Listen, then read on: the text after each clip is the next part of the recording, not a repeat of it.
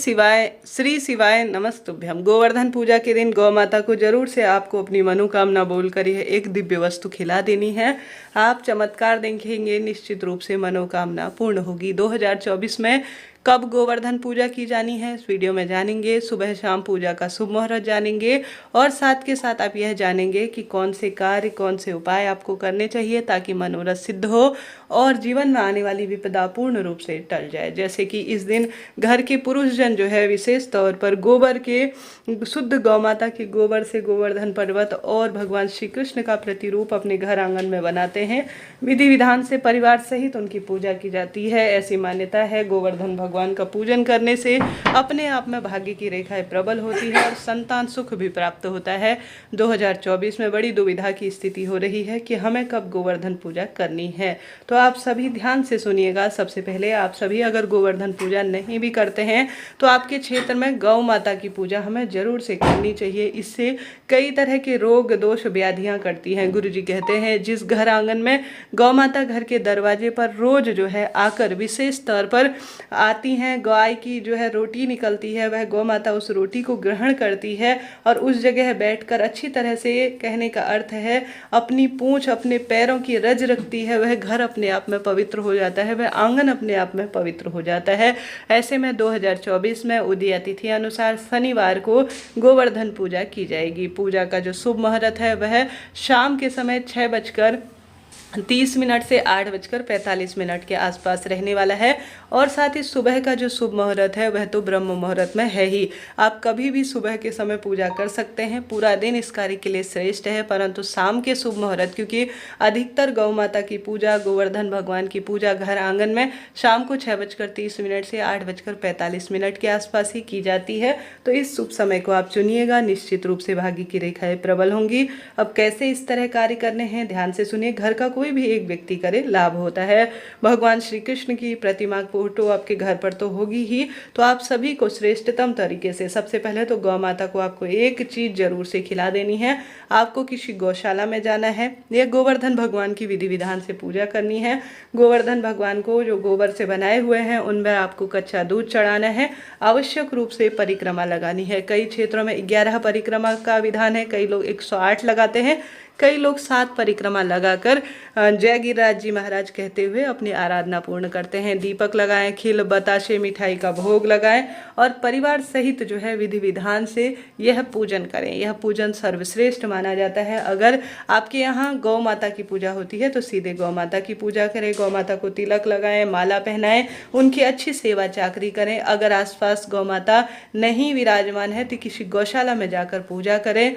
साथ के साथ गौ माता के पग की जो मिट्टी है उसे मस्तक पर लगाएं, घर पर थोड़ा सा छिड़काव उसका करें। साथ के साथ आप सभी को जो है विशेष तौर पर गौ माता के लिए कोशिश करनी है। विद्यार्थी जन हो, जिनको संतान प्राप्ति की इच्छा हो, जिनके रोग दोष बढ़ रहे हैं, उन्हें आवश्यक रूप से गौ माता की जो पूंछ है, जो सीधी गौ माता हो, उसकी पूंछ अपने शरीर पर जो है एक बार फिरा लेने से कहा जाता है। जो गौ माता की पूंछ होती है उसमें हनुमान जी महाराज का वास होता है, क्योंकि 33 कोटि देवता गौ माता में वास करते हैं, तो पूंछ में जो है हनुमान जी का वासा माना जाता है। तो किसी गौशाला में आप सभी को गुड़, 1-1.25 किलो गुड़ जो है आवश्यक रूप से अपनी तरफ से दान कर आना है। चारे की व्यवस्था करनी है।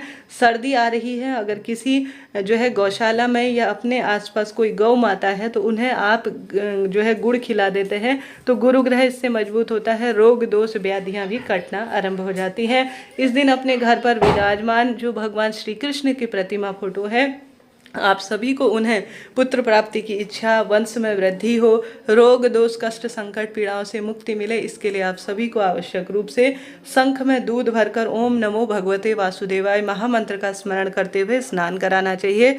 बाद में यह पंचामृत जो कि आपने भगवान श्री कृष्ण के ऊपर से उनके लड्डू गोपाल स्वरूप को, विग्रह स्वरूप को स्नान कराया है शंख में भरकर, उसे आप सभी को ग्रहण करना चाहिए। ऐसी मान्यता है, इससे संतान प्राप्ति के योग बनते हैं और गोवर्धन पूजा इससे सफल मानी जाती है, क्योंकि यह भगवान का साक्षात चरणामृत है जो अपने संतान प्राप्ति और अपने कार्यों की बनने की अपेक्षा में आपको जो है उन्हें स्नान कराया है। अगर इसे आप ग्रहण कर लेते हैं तो निश्चित रूप से कार्य बन जाता है। तो यह कार्य आपको करना है। साथ के साथ इस दिन तुलसी पूजा, क्योंकि भगवान श्री कृष्ण का यह दिन है और श्री कृष्ण भगवान के सुंदर स्वरूप श्री नारायण है, तो उन्हें तुलसी बहुत अधिक प्रिय है। तो आपको आवश्यक रूप से शनिवार का भी दिन है तो तुलसी माता की विशेष सेवा करनी है। कार्तिक का महीना चल रहा है, आप सभी को तुलसी में 1 चम्मच कच्चा दूध जरूर चढ़ाना है, जल चढ़ाना है, दीपक लगाना है और तुलसी माँ की संभव हो तो 7 परिक्रमा आप करने का प्रयत्न करें।